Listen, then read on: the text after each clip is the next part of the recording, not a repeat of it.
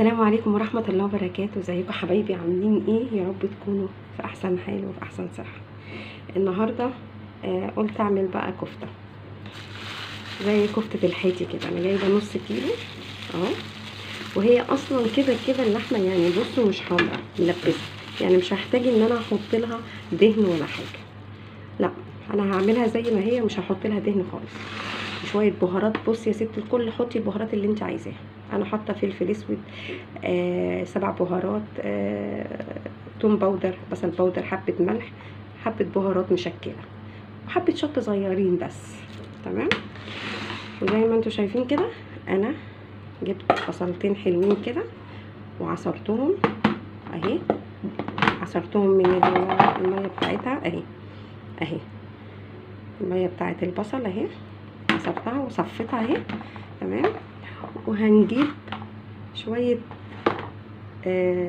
بقسماط.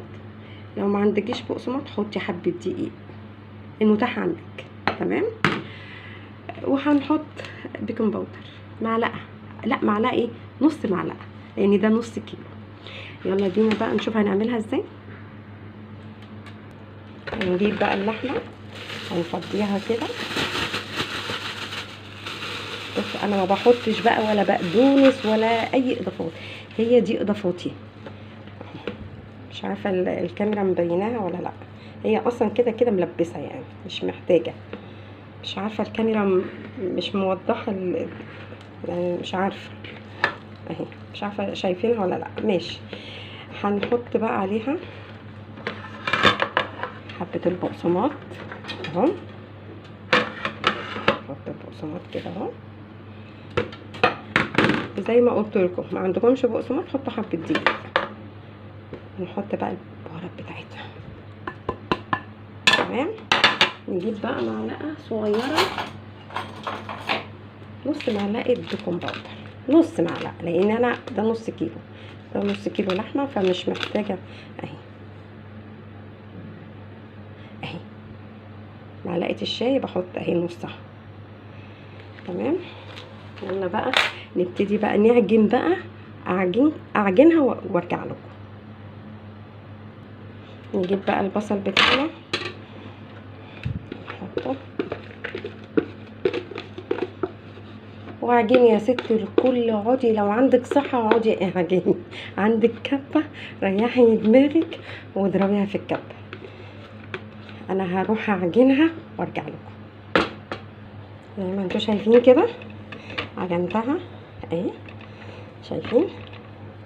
انا عايزه يبقى فيها عرق كده اهو اهي، عشان لما تيجي تصبعيها تتصبع معاكي. هنريحها بقى في التلاجة شويه كده حلوين وارجع لكم. سبت اللحمه المفرومه اللي هعملها كفته في التلاجة، يعني بسيبها تريح شويه، فقلت اعمل جنبها ايه، اعمل مكرونه. فقلت فكرت كده صلصه، لا بلاش صلصه، قلت اعملها بشاميل. كان عندي قطعتين كده من الفراخ البانيه، فرحت مشوحاهم بحبه بصل كده حلوين وشويه توابل وشوحتهم، وقلت هي دي الحشوه ايه بتاعت المكرونه. نركن كده بقى الحشوه، ودي المكرونه نجيبها سلقاها ومصفياها. نبتدي بقى، انتوا عارفين بقى طريقه البشاميل، مش هنقعد يعني نكرر. البشاميل اهو عملته وحطيت عليه ملح وفلفل وحطيت بضايه. تمام. سهله، طريقته سهله جدا كلكم اكيد عارفينها. نبتدي بقى نحط كده بسم الله على ايه المكرونه. تمام. نبتدي بقى ايه نقلب كده البشاميل في قلب المكرونه. تمام اهو. نجيب بقى صينيه بقى وندهنها حته سمنه حلوه وحبه دقيق. انا جبت اهي الصينيه حاطه لها سمنه وشويه دقيق. هنبتدي بقى نحط رق من المكرونه البشاميل. نجيب بقى كبشه كده بشاميل حلوه نحطها على اول رق كده زي ما انتوا شايفين كده. كده اهو. تمام.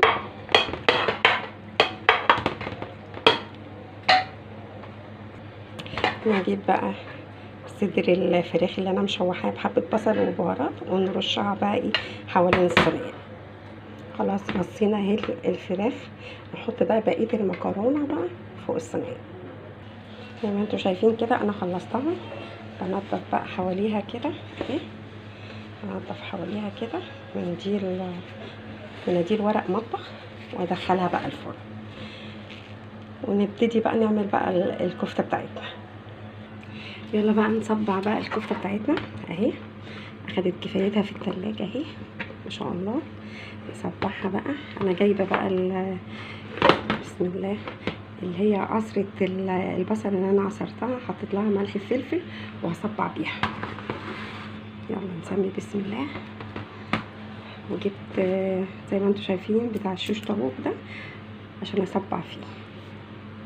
نحط كده من ميه البصل ونجيب كده اهو زي ما انتوا شايفين كده اهو.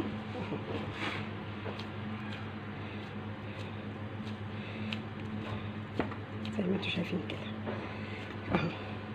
مش عارفه الكاميرا باينه ولا لا اهي. بسم الله ما شاء الله. اصبع وارجع له. خلصنا تصبيع الكفته اهو. بصوا يا بنات بسم الله ما شاء الله خلصناها. نبتدي بقى عندنا شويه البصل دول بفرشه، ونبتدي نلمع كده ايه، نديها تلميعه كده ايه للكفته بتاعتنا اهو زي ما انتوا شايفين كده اهو.